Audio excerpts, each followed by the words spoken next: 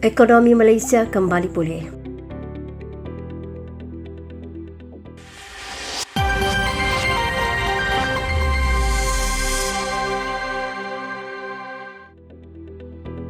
Kedudukan ekonomi Malaysia bergerak ke arah positif pada tahun ini, selari dengan aktiviti perdagangan dunia yang semakin pulih sejak menghadapi pandemik COVID-19. Perdana Menteri Tan Sri Muhyiddin Yassin berkata keluaran dalam negara kasar KDNK dunia pada tahun 2021 diunjur kembali pulih pada kadar 5.5%. Badan-badan antarabangsa seperti Tabung Keuangan Antarabangsa dan Bank Dunia pada bulan Januari 2021 mengunjurkan ekonomi negara kita akan berkembang pada kadar 7 dan 6.7%.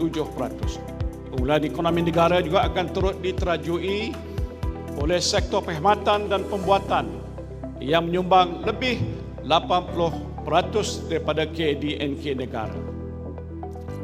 Pada masa yang sama, permintaan domestik diunjur mencatat pertumbuhan yang stabil, disokong oleh penambahbaikan dalam pasaran buruh, kadar inflasi yang rendah dan keadaan pembiayaan yang menggalakkan serta penerusan semula projek utama infrastruktur.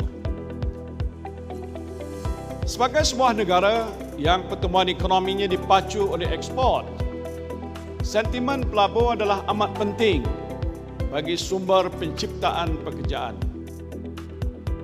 Dari aspek ini, keyakinan dalam pasaran Malaysia tetap teguh, terutamanya daripada pelabur asing berdasarkan pelaburan sebanyak 23.1 bilion ringgit dalam pasaran bond sehingga Ogos 2020.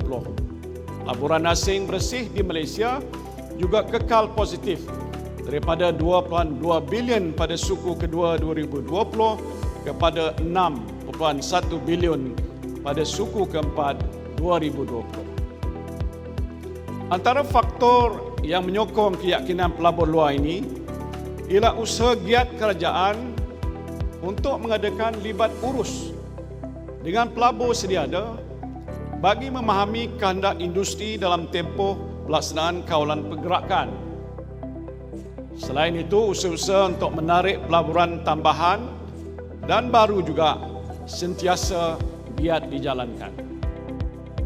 Beliau berkata demikian dalam amanat Perdana Menteri Setahun Malaysia Prihatin yang disiarkan secara langsung di Wisma Darul Iman Kuala Terengganu. Turut hadir Menteri Besar Terengganu Datuk Seri Dr. Ahmad Samsuri Mokhtar, Barisan Kepimpinan Kerajaan Negeri serta Ketua-Ketua Jabatan Kerajaan dan Swasta.